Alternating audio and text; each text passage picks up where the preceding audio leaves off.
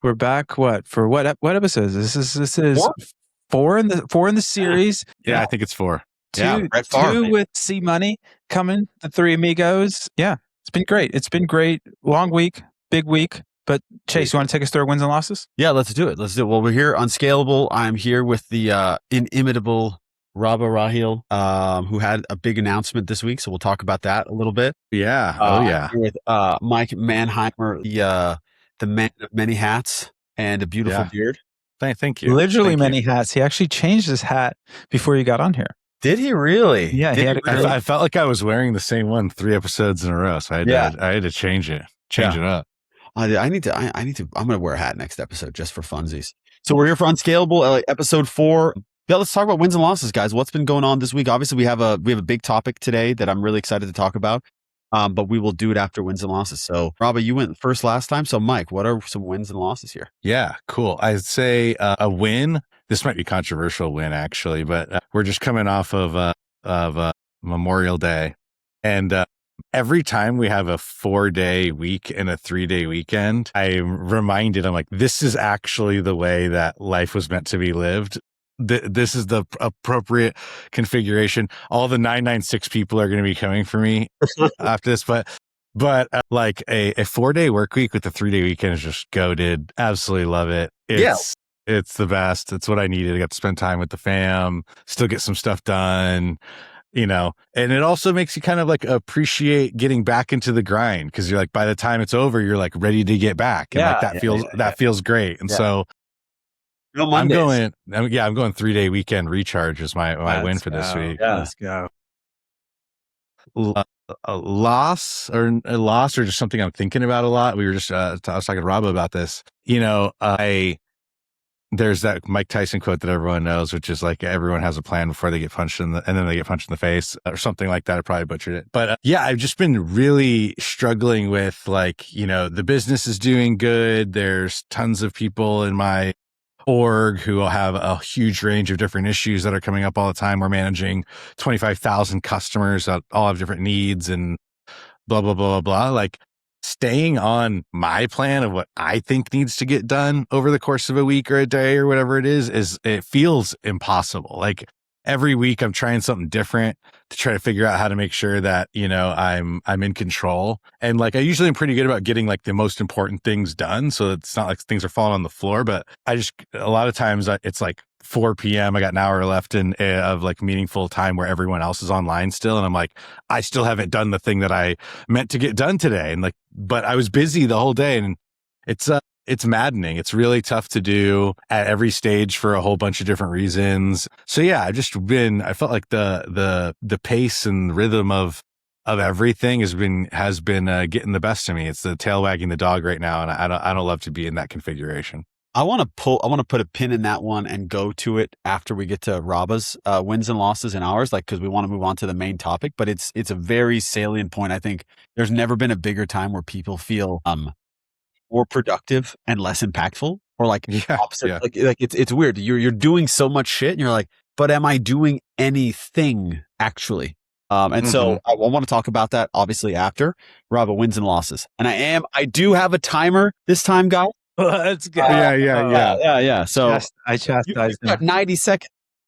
Yeah. So obviously, big win. Joined Michael over at Thai doing a third act as CMO. So really excited about that. Amazing. Really happy there. But the loss is twofold. One, very similar to what Mike was talking about, where getting integrated to the team, all these meetings, all this stuff that they kind of said a different way from Mike. I feel busy, but not productive. And that's just the bane of my existence. So having to figure out what that cadence looks like. I have deep work days on Wednesdays now, which has been really helpful. It feels really good, but it's, I'm reading a book called Inside the Box, and its focus is paramount, dude. And Charlie Munger would always talk to these people, and he's like, I don't know how you even focus. You're doing 78 million things at once. And you get in the book, they describe basically you build a distraction muscle.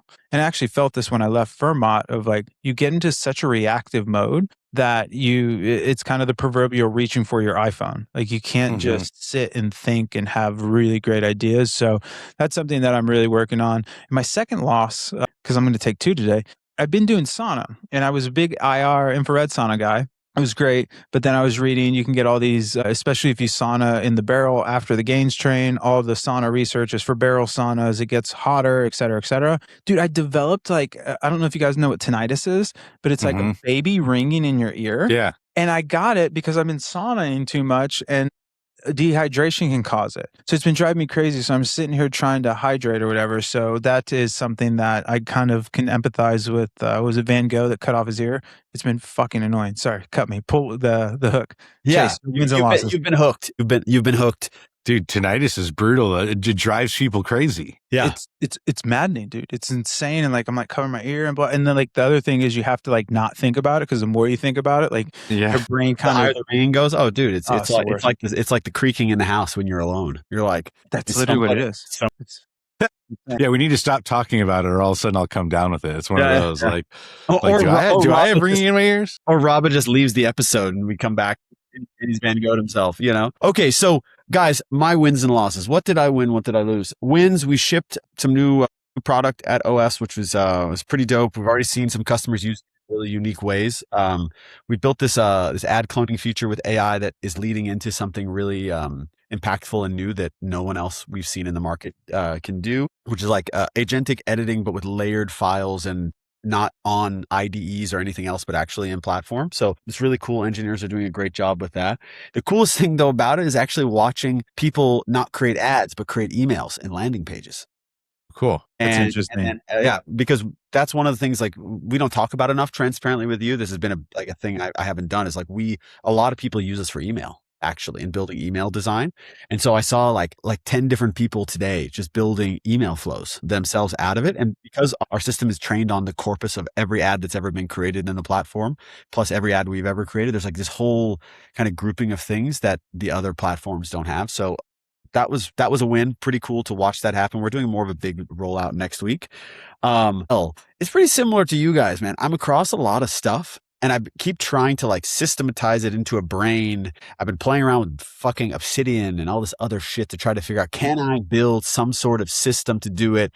And really it comes back down to like, you know, I just need note cards with a couple things on them and like, just what's the most important thing that I can do today?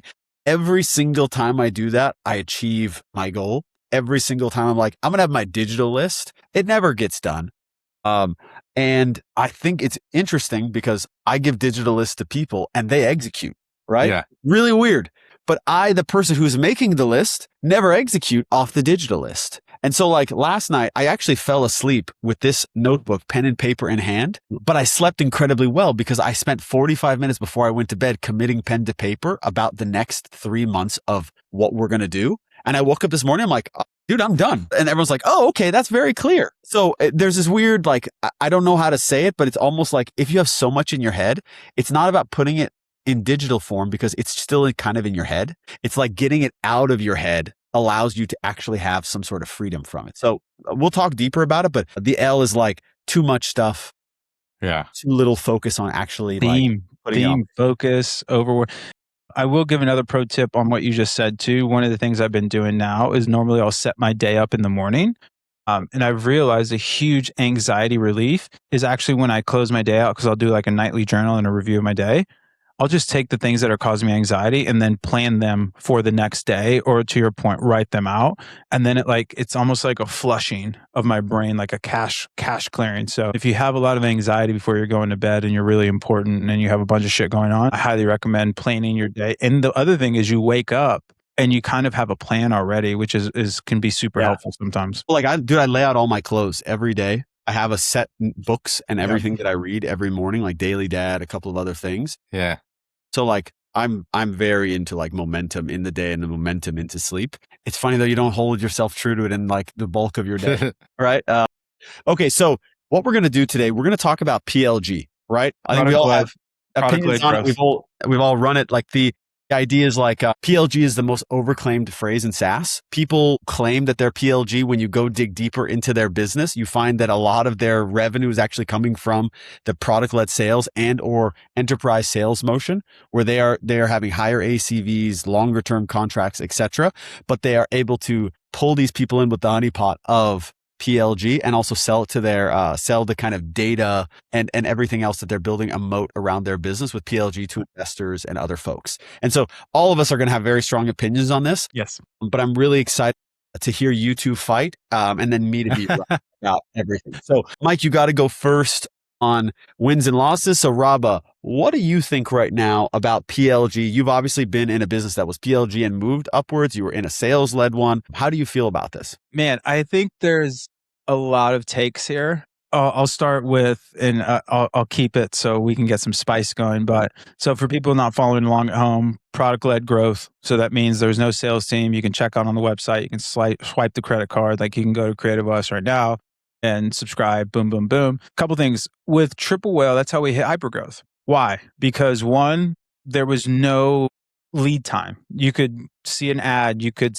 go to an event, you could sign up at the event. And so I think the pros of product-led growth is you can get real hyper velocity because there's no lead time in. I have to find synchronicities between when do I want to take the meeting with the demo. A lot of times there's two demo call or like a discovery call and a demo call. So there's two touch points before you can actually close. The third thing is you usually might have some contractual red lines going back and forth. So it's really hard to get like an exponential in terms of logo velocity. The con to that is these are smaller deals, and this is where kind of a term used in the military, the glass jaw of PLG is, it's also very high churn because you're not really talking to anybody. You don't know what's really going on. If you don't have a tight onboarding, which basically nobody does, like even Claude and these huge companies have the Notion, these gorgeous how many of you guys watched the onboarding video? You're like, no, how do I skip this fucker? Like I'm not going to watch it. Just let me get into the thing. And so I think it's the point of pride not to watch it and figure it out. Exactly. So I think where I would land is it's really, I don't want to hedge too much here because I want to give Mike some sauce, but I think it's really contextual to where your business is at, where you want to grow to, and the ability to hyperscale is fantastic, but it's really hard to hyperscale the actual revenue. I will say PLG works really well when the time to value is really short. And so what I mean by that is I can get in, like, so for example, like Lovable, right? Like the time to value for Lovable is really small because you can just get in and I made a website. I've never made a website before. This is cool. I have that like really awesome feeling. Deployed a website, everything. It's like if you're not technical, it's connected to my what is it called? To my database, my girlfriend or my mom or whatever. Like it's a magical feeling. So I think if that time to value isn't very short, I think you have some problems. But I also think again it comes with the con of you get high churn, man. It's not a good or a bad. It's just an is. But yeah, we can talk some more. But I want to get Mike in here because you've ran both and you guys are purely sales led now at PS. But what are your thoughts? Where do you land, PLG or sales led? Yeah, I think PLG is a little bit of like for most companies, I think it's a little bit of a mirage. And the reason being is it requires a couple of like pieces of raw material to exist for it to even work. One of them is what you were saying for sure, which is time to value on a core use case of the product is a couple of clicks away. There are some products that just fundamentally like aren't like that, right? And so if you try, no matter how clever you think your onboarding is, you're kind of trying to like fit a round peg in a square hole by forcing it to be PLG. Not every product lends itself to that. I think also though, there's a reason why most companies that start PLG end up becoming sales led. PostScript was this way. We started scaling off of the Shopify App Store in the early days, and eventually we ended up becoming more of a sales-led motion. And the result of that was twofold. One, demand capture like runs out eventually, and you have to create demand. PLG assumes that there's just a bunch of people waiting at the gate, and you just simply have to bring them in and put them through this flow. And maybe you have that for some period, but it never lasts forever. And a sales-led motion addresses the upfront discovery and demand creation aspects as a component of the funnel. And so I feel like first off, to even try PLG, you have to have a bucket of demand or a bucket of leads to be able to push through this funnel. And if you don't have it, you're just going to be scratching your head being like, come on, do something. It's certainly not a build it and they will come type of motion. There has to be meaningful lead flow to see if PLG works. And then two, whether it's, everyone can talk about how SaaS is dying and selling seats is dying. I tend to agree with that. Most people are going to usage or hybrid or some sort of outcome measure, whatever it is. But ultimately, volume makes every business's economic engine turn. So PostScript's a good example of that. You can still go on that Shopify app store and install PostScript and pay us $25 a month and use it and never talk to us. You can still do that. And we have thousands of people who do that every single month. I didn't know that, yeah. And this is like the, we arm the rebels part of Shopify, people who are, turning their hobby into a business and they have, 20K in GMV. Perfect. Use PostScript. That's awesome. We love it. But there are plenty of brands, 8, 9-figure, 10-figure brands that spend $1 million a year or more on their SMS bill. So when you think about the economic model and where do we place bets and that sort of thing, and this isn't a PostScript thing, this happened when I was at Gainsight, it happened when I was at Front too. Eventually you realize that the size of the company, the amount of business that it does drives volume that makes the economic engine of your business turn faster. And that needs enterprise sales cycles. It needs people to be able to go find the deals and then work the deals and the technical implementation, the integration with the SIs and the agents. That's all enterprise selling. And so I think most businesses realize that if you have to make a choice, which you always do because there's not enough resources to go around anywhere, if you have to make a choice whether you want the big giant customer that, drives tons of growth every time you sell one of them, or you want to build your business, 10,000 SMBs at a time, unless there's a huge flood of leads and an infinite TAM, it's probably more logical and more straightforward to go build a sales-led muscle that you can put on a piece of paper and model out and drag the cells over and say, this is the amount of reps I need in this market to be able to drive this type of growth. It ends up being much more predictable. And I'm not saying it's easy, but I think it naturally flows to the realization most businesses have, which is there's some sort of volume metric that ties to how I get paid. And I need more of those larger customers to be able to scale this business. Yeah. And that's just a physics of software, I think. Yeah.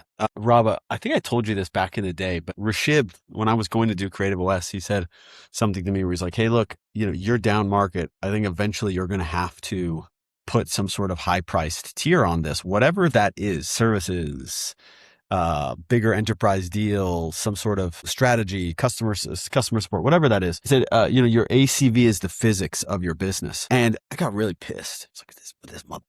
I told him too. I'm like, yeah, dude, no, we got lead flow, dude. I got lead flow. And what are we doing? A high, it's launching on Monday. He'll do that to you. I completely agree. I think the interesting thing about just using OS as an example, and then I'm consulting for a couple of companies and it's completely different, is OS you get value very, very quickly. But the expectations have changed also in terms of how you get value out of these things. And so you have to go and keep up with those and then have your own unique way of positioning said value. And PLG, every company I've been at over the last half decade or more is all has a PLG motion.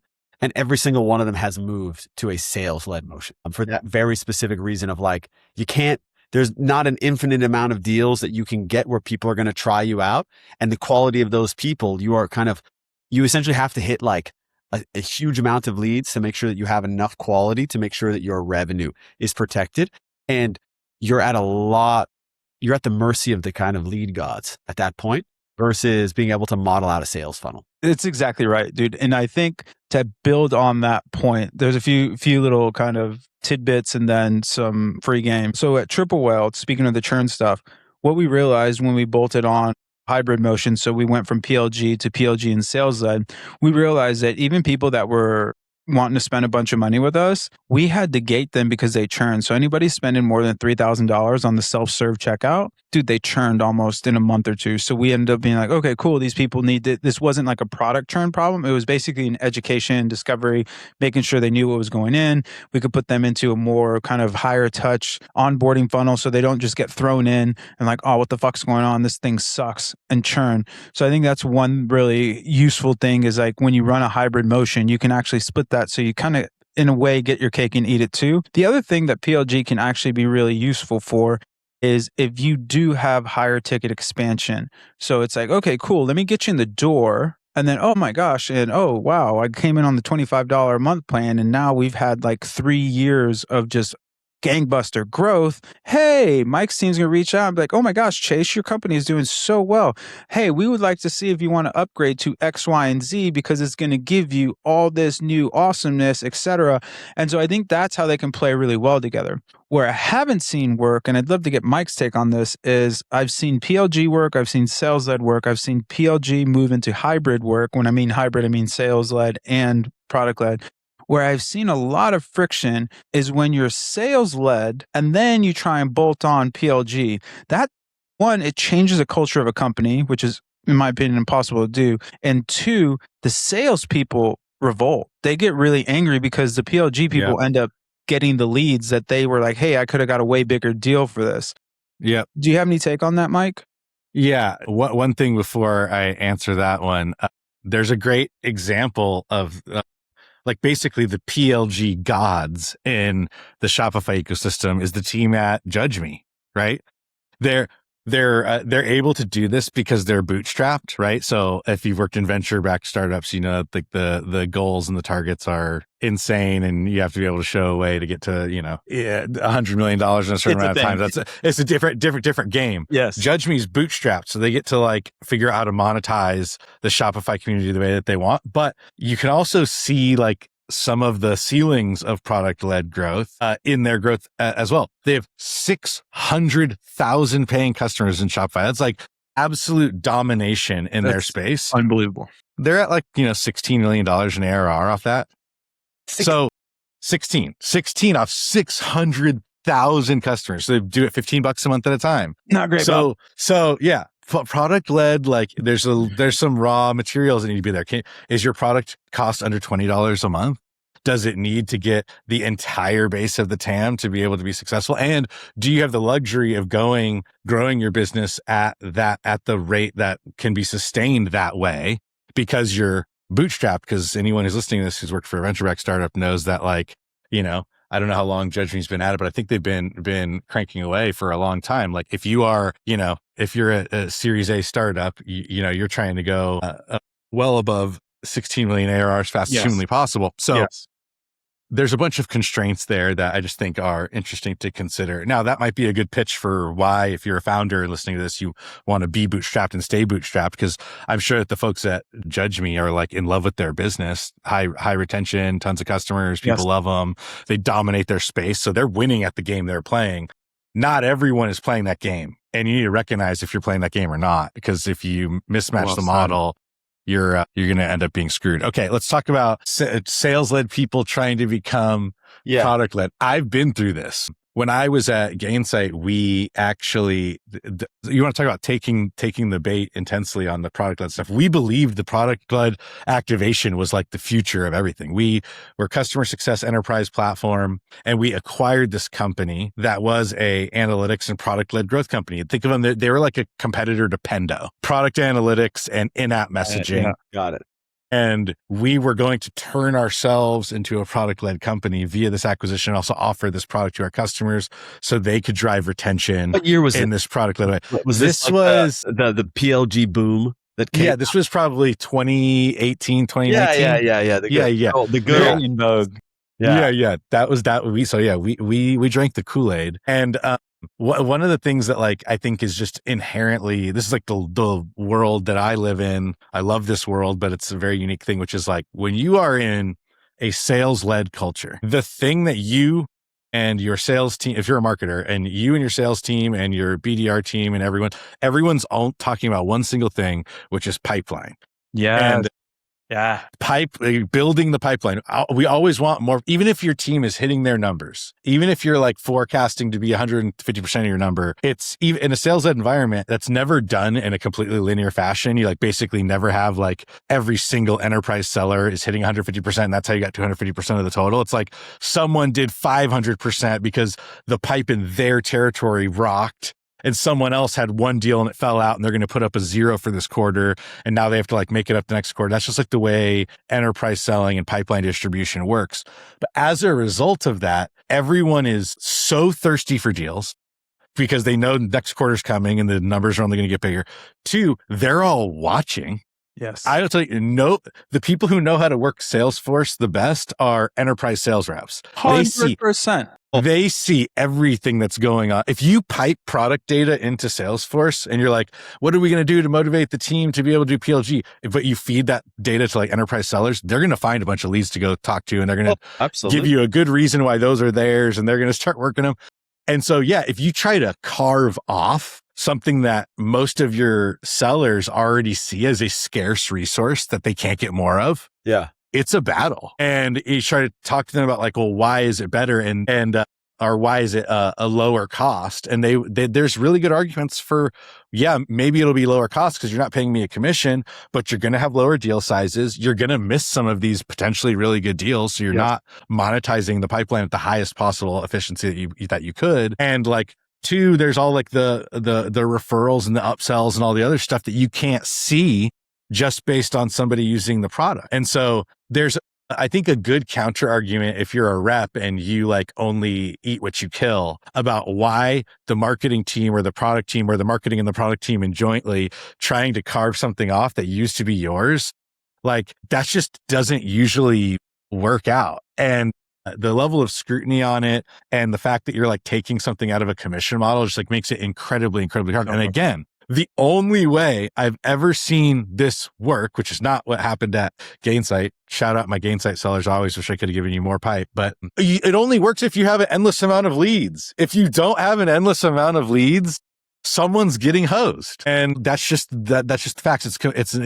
It's incredibly, incredibly difficult. So you either need a endless amount of leads, or you need a CRO who has decided that like they're betting their career on this and they're going to get their sales team to back down. Outside of that, it's really, really, really hard to change the culture of a business that has been living off of like an enterprise sales motion for a long time. I've almost never seen it work. And I think, it's so hard. It's so hard. I want to get I want to get your take, Chase, on this. And the one thing that I'll say, and it doesn't change, it doesn't invalidate your thesis, but the one thing that PLG can be useful for, if you have a very price differentiated like feature set, is it'll actually keep your sales calls clean, where the PLG will scoop up the scrubs essentially. It doesn't always happen, but that is one quasi like useful function of having a hybrid model of like the salesperson is like, dude, I sold the guy, but it's a $1,500 a month deal. Like, what the fuck am I doing here? Like, I want to take the big swings, but what again, this is the counter argument. We just ran this A/B test at Postscript over the last, like 6 months. Shout out, Caitlin runs RevOps for us. She's had this hypothesis for a long time because she came from a background at like Rippling and Ramp. We have people who we don't do a sales led motion to people who are sub $2 million in GMV. They go through our product led motion, and that thing just does what it does. And we just look at the analytics, but we like literally don't intervene. And she's like, I think there's gold in these hills, and I'm going to start siphoning off some of the PLG stuff and sending it to our SMB reps and seeing what happen. And they were able to monetize those accounts at 2x the rate. So if someone would come in PLG and spend $500 a month, if we gave them to a sales rep, they'd sign an annual contract and spend $1,000 a month. And so I think like, sure, if you want, there's probably like a cost optimization, depends on how expensive your sales talent is and how aggressive your comp plan is and all that good stuff. But like, I think that in 100% of cases, or close to, a talented SMB rep could extract more contract dollars out of the same cohort of leads than just leaving it up to the product itself. No question. I think that's right. It's more a question of like, how much is the person's time worth versus the amount of revenue that they can do. And that's a function of leads, right? Robin, what do you got to say? Yeah, and Chase, I want to get your take because I know you've experienced this in your PLG at Creative OS, and then your consulting clients have some unique sales models as well. But I think what's really interesting there is the SMB reps, because I'm going to kind of talk out both sides of my mouth. I do agree that PLG can save a lot of your sales team's time, but when you're trying to grow sales-led motion, one of the biggest limiters is ramping AEs. And what I mean by ramping AEs is like, usually, to your point, Mike, like you don't use, unless you're paying somebody a boatload of money, you usually don't bring in just an enterprise sales rep. You usually kind of work up as like with AI now, but like at the olden days, you were like a BDR and you'd get the leads and then you'd hand them off to a sales rep. Well, that's all gone. But like now you come in, okay, cool, I'm going to start selling at the lowest tiers. And so there's even more of your case to make of like, dude, even if you don't close these smaller PLG deals, you're still getting really good reps for that AE to then move into the bigger deals to start selling. So now you have another gun in you got another gun in the arsenal that can then, obviously pipeline contingent, but to sell across, because spinning up a sales team is actually really, like a proper sales team is really hard, especially when they start getting really good, because then everybody tries to poach them and like, you know what I mean? Like it sounds really cheesy, but it's a real issue. So I kind of take my point back, where I think that's a really good call out, Mike. Takes his point back. Can you believe it? I never thought I'd hear the day. So I'm curious because like we've been talking about this. I think we all agree there is value in PLG. Like you said, there are gold in these hills. You have to have a wide enough TAM to be able. Well, to be fair, he meant the gold in the hills of PLG for sales. Yes. Yeah. I understand. I'm more so you can pull it out. I think. Yeah. The one thing when I was listening to both of you guys, and maybe we fight about this a little bit right now, is like so much of this is stage contingent in your company, right?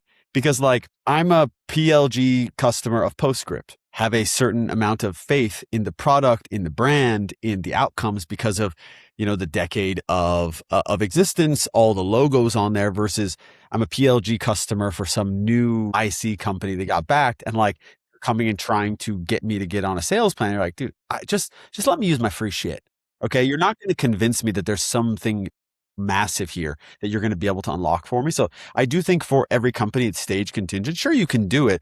But a lot of times when I've seen, whether I've sold a deal myself or not, at any of these companies, a lot of it is like relationship contingent at that point, and a lot of it is like founder or executive selling more than founder-led selling is a real thing early stage. Yeah, dude. The amount of deals I've sold myself with no sales experience, I'm not sitting in HubSpot and doing this stuff. It's just it got on my calendar, and you're sitting there like, hey, I want to pay us $5,000 a month. They're like, okay, sure. You seem smart. Can I talk to you? I'm like, I guess that's part of the deal now. Yeah, no, this is a really good point, because like I'll channel Alex Beller here, one of the co-founders of Postscript. I think he would agree with this. Back we were PLG in the early days exclusively, pretty much. But I think there was like an arbitrage opportunity which made it possible, which was SMS was becoming hot. Klaviyo didn't have SMS yet. It took them 2 years to get into it. And Attentive wasn't on the App Store. And so Postscript was pretty much the only thing. Ripping. And so I think you're right. That fueled product-led velocity for them, where they had a bunch of pent-up demand that they could then monetize. But if it were a different market condition at that time, it probably wouldn't have worked that way. If there was imagine there was 20 apps in the early days of Postscript, they were splitting it 20 ways. Or Klaviyo actually did have an SMS app early and they were trading off of their brand name against us, the upstart. It might have been totally different. And so I think stage, market maturity, in that case, we also were at the golden age of the Shopify App Store too. So we had both things going for us at the same time. Like that opportunity doesn't exist anymore. So there's a whole bunch. Again, this gets back to what I was saying about like the raw materials. Like there's a world where the PLG planets align and you have this perfect, awesome thing. Yeah. But like it's like a once in a generation solar system thing where it's like, okay, you happen to have it. Right. Yeah. Triple had that moment as well in like the 2022s. Is that what we're calling it? 2022 era. There was just this, we had the attribution wars. We were post iOS. Well, we were at like Max, X, or I guess Twitter being like a vibe. Yeah. Zerp too. was a huge There's thing. just like Everybody's just there are these printing. moments where it's like you can build, like they've done a great job of building a great motion on top of kind of that foundation. Yeah. But like if the roles were reversed and it was today and they had to start the way they started, do you think that it would be the same thing? Like, it's a big challenge. I guess the question for you, like I'll be curious for you guys on this, like what is PLG today? Like what do you think is actually doing well? Because forget the economics of some of these companies and like all the tokens and everything else that's going out there. The stuff that we've seen in the last, call it just 12 months, is all this AI stuff, a lot of it being coding, IDEs, with a Lovable, Cursor, obviously Claude Code, ChatGPT. I necessarily can't count Anthropic and OpenAI, but like you've seen kind of these growth curves. Do you think that this is an arbitrage opportunity that's going to end because of kind of token cost normalization? What do you think is kind of, what is the future of PLG over the next couple of years? And then we'll move on. Well, I'll give you my hot take. I think the one thing that we actually haven't talked about is when you are running a sales-led motion, you have to be a really sophisticated marketing leader. When I was running the PLG motion at Triple Whale, I could just grow, and then we had a Looker dashboard with the Stripe account, and I could know when my shit was hitting, where it's just like, oh yeah, dude, that marketing thing, that hit, where, and this is sales led for, call it SMB to mid-market. Okay, maybe it's still not horrible. You have, 20, 30-day sales cycles. I can have some semblance of like what's actually hitting and driving pipeline. When you get from kind of like where Mike's at, where he's selling PLG, and then he's selling SMB, then he's selling mid-market, and he's selling enterprise, it is really hard to go into your budget meeting saying, I need X amount of money and I'm going to commit to Y amount of pipeline, and this is how I'm going to get there. I know I can get to the pipeline, but how I'm going to get there, little secret, don't tell the finance person. It's all made up, dude. It is there. You're just selling a story. It is so hard to be able to be like, oh, this is going to hit, that's going to hit, this is going to hit. The hardest part of being a CMO is selling your success, dude. It's just impossible to do. And attribution is one thing that I would say is actually a really good thing to it's on the pro side of a PLG, because you can actually see what's driving market impact, versus pipeline is really hard to track, especially when you live across a spectrum of revenue, especially when you live across a kind of a bimodal distribution. I'm trying to sound smart here, but usually what that means is your your smaller deals will close earlier. Then you have this kind of death zone, and then on the other side you'll see win rates be okay, and the age of the deal is positively correlated to the size of the deal. So that's my hot take on why PLG could be interesting. In terms of what you're saying, Chase, I think we're actually seeing a bigger paradigm shift where it's not necessarily PLG or sales led. More, it is, you're going to see a lot of outcome based businesses now, and this is kind of what you're seeing with like tokens and stuff. And I think there's also going to be a lot of businesses that are going to masquerade as SaaS that are actually going to be service-based outcome businesses. So that's kind of like a non-answer, but what do you got for us, Mike? He's having camera issues. I said attribution and he bailed on us, huh? Well, he'll be back in hopefully. But so I guess, what's your take then? Keep us going. I do think outcome based is going to be much bigger. Like, everything changes and everything stays the same. And it's like kind of, everyone gets a haircut, people put on shirts, cars have tires, like everything that exists now existed in some way. I'm rereading. Time is a flat circle. Yeah, time is flat. I'm rereading the Almanac of Naval. Just I randomly picked it up. It's in my bookshelf. I'm like, I haven't read this in a while. And it was talking about how like innovation is just a function of the moment that you're in. So oil used to be innovation, like a car used to be innovation. And the people who extracted the value from the innovation creation, John D. Rockefeller and Henry Ford. And today, what is that version of innovation? And like, how does that get monetized down through companies? It's all kind of the same as it ever was. It's more like, what is best for you today to be able to kind of take and extract that value, or like create value and then extract that value. So my word salad way of saying, I think PLG will never go away. It's more of like, what do you build the model towards, so that you understand how to kind of say, I'm going to amortize this cost. Maybe I'll eat some shit on this customer because I know out of this pool is very standard shit, right? I'm going to eat shit on these customers, or I'm going to let them be kind of a flat wash and just look good on my ARR numbers, because I know my higher ticket ones, if I have 100 of these, I can get 10 of these, and 10 of these, the ARPU averages out to something, or the ARPA averages out to something where I'm at an 85% gross margin and I'm feeling pretty good. And so he's back. Let's go, folks. Yeah. The You irony didn't of even hear this. all of our fire takes. Like, you're behind the 8 ball, man. It was my background agents took down my computer. Yeah. That's what happened. In last week's episode, we were talking about how you shouldn't be trying to be so hyper efficient with your stuff. And look Can at we that. talk about how we Take just down talked- unscalable. we led the Down show previous about chapter of being unscalable with your agent. we led the show about being focused. Yeah. Yeah, seriously. Exactly. I The love computer this. overheated. It's great.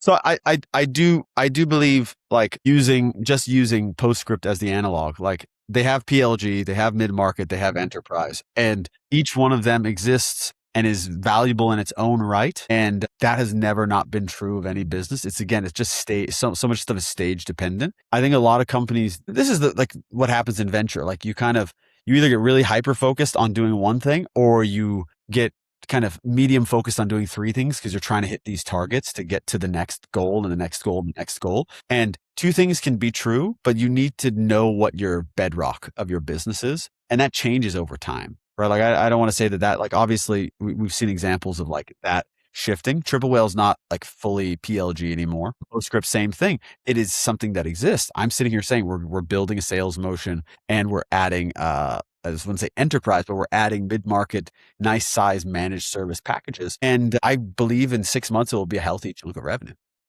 Yeah. I mean, the other like X factor thing that I was remembering when I was trying to get control of my computer back from my cloud agents is if you are in a tight TAM environment too, like, which, like, we're selling, PostScript only sells to Shopify customers, right? Like, the selling to a much bigger chunk of the market by hand and building those relationships, I think, matters a lot, because the amount of people who are at like a $2 million, $1 million GMV brand who end up being like the VP of retention at like a P&G company like 2 years later, because they like blew a brand up and have built a relationship with the sellers and the customer success people and the full rigmarole sales motion that we do. We're an extension of their team. They want to bring us right back in. That reduces CAC down the line too. So there's only a certain, I don't even know what the current stat is. The amount of stores on Shopify that are over 2 million GMVs, probably like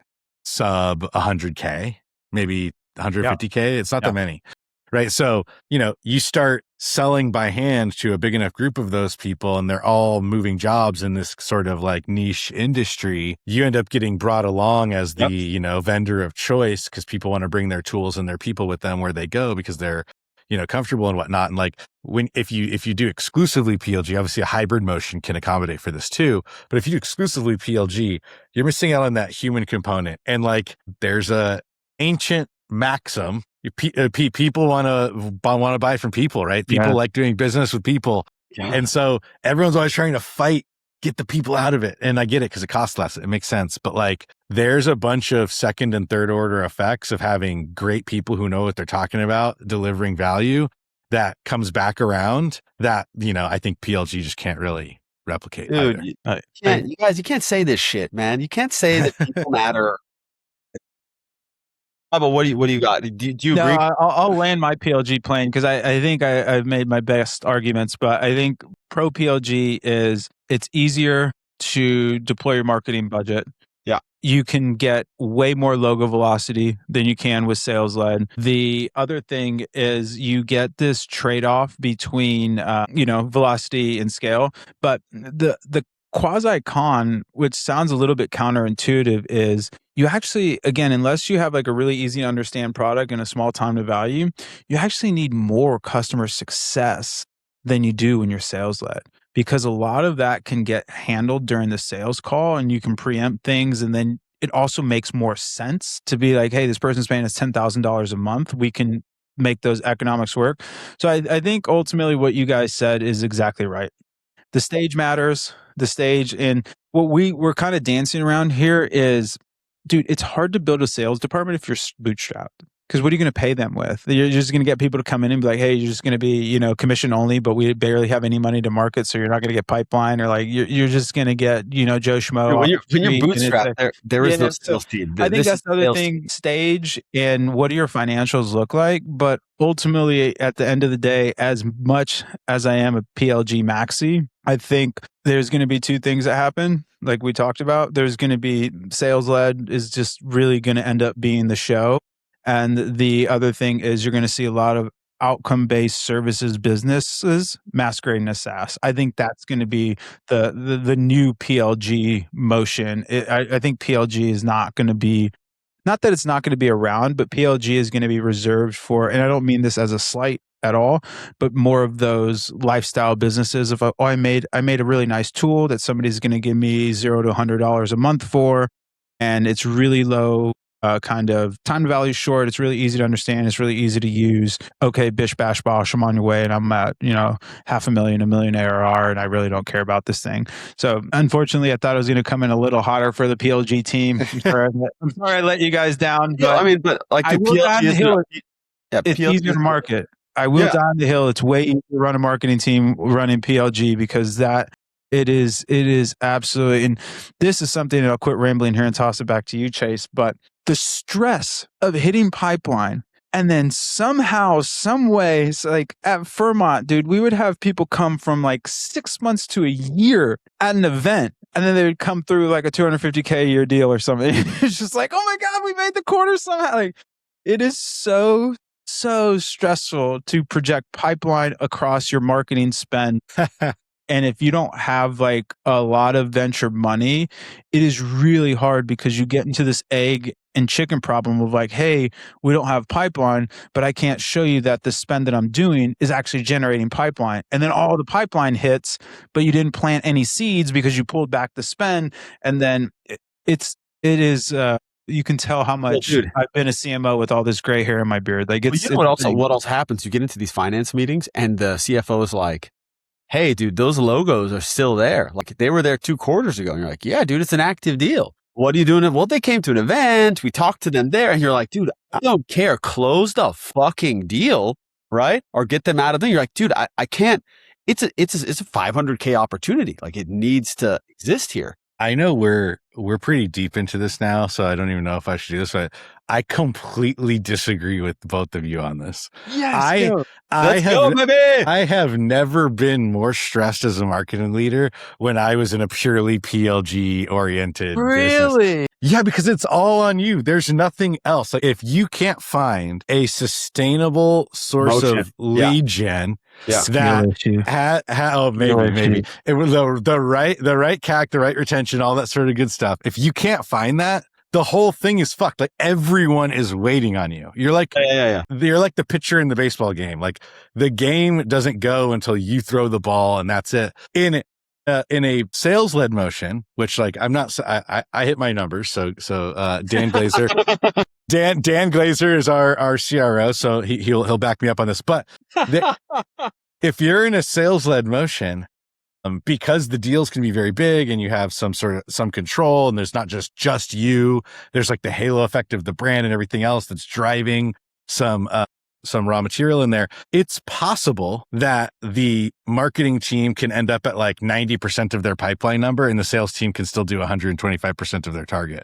That's still very, very possible. Yes. So whether or not I am 100% successful or not does not mean that our sales team is or is not completely fucked. If you're in a PLG, if you don't hit your number, then downstream it's just whatever flows through. You have your baked in stage and conversion and what people are doing, product activation and how much they're using. So whatever you're doing is already cementing the future outcome. And that's not exactly true when you're in a sales led motion. There's other people to help smooth it out. And that always makes me feel better because it's like the go to market is like a team sport, as opposed to in PLG, it's like you're playing tennis. You're playing tennis. I'll proffer one thing that I think is super important here is like, we're not talking about one other thing in PLG. We're sitting here and we're bearing the cross of like marketing must carry the PLG. There are products where there is a meaningful motion to get people to upgrade and expand pretty organically. And I think one of the biggest challenges actually of PLG is it is marketing. Obviously, you need to have the lead flow and trials and all of this stuff and have but you need a product that actually converts those trials, pushes people into an upgrade, whatever that expansion, whether it's seat-based, usage-based, whatever the fuck it is. Like product teams, you're not controlling the product team. So you're sitting there and you're just kind of like, so Robbie, you had this at Triple, they're like running at it, right? Like, AJ, crazy guy. Right. And so like, yes, you need to have the amount of like, there's kind of two contingencies here. Say I bring 1,000 leads in the month, but only 100 of them convert, and has nothing to do with me because we qualified them. They are like MQLs and the product is just ass. Like we literally, and again, this is not Pencil had this issue. We were really early in AI. Like, dude, I was bringing fucking leads and it would not close because people would hit a kind of ceiling. They're like, dude, what are these outcomes? And so you have to then push them into an enterprise motion. That's less people. They already have less faith in the product. So I do think that is one of the bigger challenges that no one mentions in the PLG games. Like you can't turn on the spigot if you don't actually have the thing to catch the water properly. Right. And that's your product. Go ahead. Yeah, no, this is why I'm super, very vehemently against a lot of free trial kind of stuff.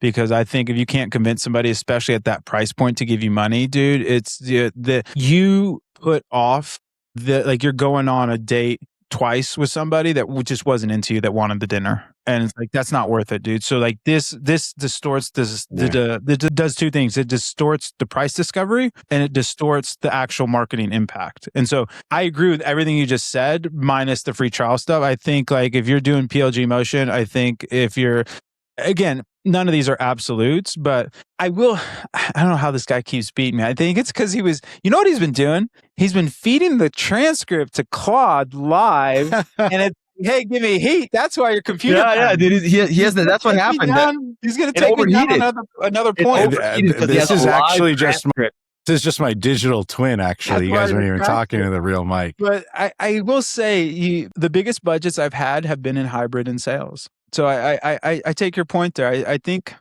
the stress, yeah, maybe you're right. I will say it's easier to understand what the marketing impact is more directly, where I didn't have to lie. No, I didn't have to lie in PLG. In sales led and hybrid, I was like, oh yeah, and this did this. Yeah, don't worry about the Salesforce thing. No, this event drove this thing. Oh, look at all and I only took one class in law.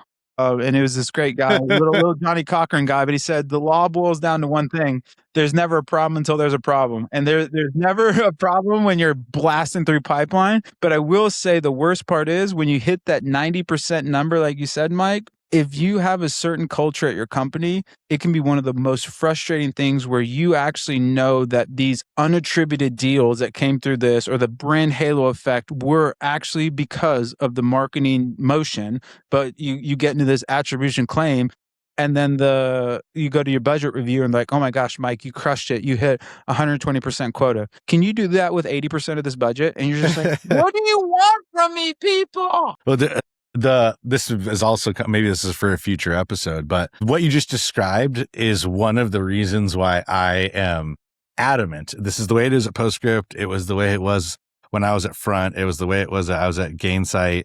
And I will never, ever, ever take a job as a CMO unless I also have the BDR group reporting to me, because I do not want to fight with them about attribution. All pipeline flows through me. I'm the pipeline czar. Some of it comes through outbound, some of it doesn't.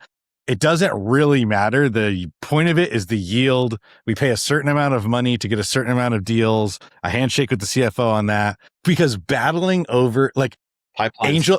Angel Kennard is our head of events. If you guys have met her, she rocks. She's like best in the game at what she does. She knows every time she throws a dinner or conference or whatever, she knows exactly what comes out of it every single time. We just closed a deal today because it's getting close to the end of the quarter. And she was like, hey, marketing team, this is awesome. Like first touch attribution. We met this person at this company 3 years ago at Shop Talk. And so I don't want to argue. And of course, 8 billion things happen between then and now. And it's all chicken and the egg shit. If you get in the chicken and the egg sort of question with your CFO and your sales team and the BDR should be like, well, I emailed them 500 times. That's the only reason they took the meeting. Like there's a credible reason to say like, it took every single thing. Like if you do real like enterprise selling touch point analysis, everyone ends up in the same spot. Guess what the outcome was? It took everything we had over a very long period of time to make this deal happen. Not interesting at all. So as a marketing leader, you have to find a way to just own the entire thing. So you don't bother with that stuff. You just say like, look, you give me money. I give pipeline. Me and the CRO shook hands. Me and the CFO shook hands. That's the only way I can enjoy my life as a CMO. And if you're in the attribution debate right now, like there's probably a bunch of ways to get out of it, but the main way to like put that to bed is to be like, look, I'm going to nail myself to the pipeline cross. Like the buck stops with just me. So in exchange for the accountability, I want all the pipeline resources. Yes. I want you to land the plane after this, Chase, but this was similar at Vermont, where I have the same belief, or same thesis, but different words of the only person at the company that should care about attribution is the CMO. Everybody else, is it pipeline? Is it close rate? Is it sales cycle? Like these are the things that like, am I giving you good people? Are they giving you money? Are you closing the deal? And then you can split that responsibility of like, okay, so go talk to your sales leader. Okay, yeah, these people suck. Okay, cool. And like that's why I'm also, we won't get into the weeds in this, but I'm very into the pre-pipeline opportunity where it can be really easy to understand, okay, this is disqualified or this moved into actual pipeline and then it's sales problem to deal with that. But very well said. Very well said. I'm rebuilding one of these right now. Not at OS, it's somewhere else. And there's just nothing exists right now. And like everyone fights over it. And essentially having to referee this like, hey guys, we will do it this way. By the way, this company is not a small company. It's not a big company, but it's definitely like a seasoned company with decent amount of revenue. Like, okay, we're going to set everything up this way. We're going to tool it up this way. This is how we're going to do it. This is how everyone is going to work together. It's like no one wants to, because then it becomes like hey, to use your point, like pipelines are right. Like, okay, I love that, dude. That is yeah. I'm going to use that from now on. So completely agree with you guys. So I think we all kind of came to the same place. There, Robbie, you did a good reframing about stages, etc. What? I can't believe Mike took 2 for 2. We had Mike Law last week. Yeah. He pummeled me in this battle. I gotta come correct next episode. So the tool up. What have you guys been using in the last week that you think is interesting? What flows? What processes? Anything new that has come across your plate? I have a fun little thing. Of course, I'm a creative person. It's going to be a creative little tool that I found that I thought was fun. It's like $5 a month. It's called fucking Gather OS, like all these OSs, gatheros.ai. And all you do is like, you could just it's just like a delightful UI. You just throw stuff that you have in there. It organizes it really nice. It's very lightweight. It's just like a Pinterest board. It's not special, but it's just a nice experience. I'm testing it out. I really actually went into it with, I was trying to get some inspiration for UI. And so I bought it to check out the UI and start using some of their design system. But I found that I quite like it. So I'll probably keep it around for a little bit. You can do this anywhere. You could build this. I have a Notion board that has all the inspiration in it. I just like how this looks. So for all those people who don't think UI matters, if you're trying to get my dollars, it does. So yeah. Yeah. What about you guys? I'll go. Mine's fast and easy, and it's not because it's not new, but it is. Apps don't last very long on my computer. Like I am in and out. Like nothing really sticks with me. But I am obsessed. Have been obsessed. Granola saves my life. I thought you guys were dongers. Interesting. I'm still on it, and it's like so integrated in my workflow, and it's like the one, like Loom and granola are the only 2 things that have been able to like sustain long term as a component of my like desktop productivity life. Yeah. I can't imagine if our CFO or head of IT ever makes me delete it, it's going to be a sad day. Pry it for my cold dead fingers. Your cold dead fingers. I got 2 nerdy ones for you. So one, I don't know if you guys played around with this, but if you go to printingpress.dev, or if you're super nerdy, there's a repo for it.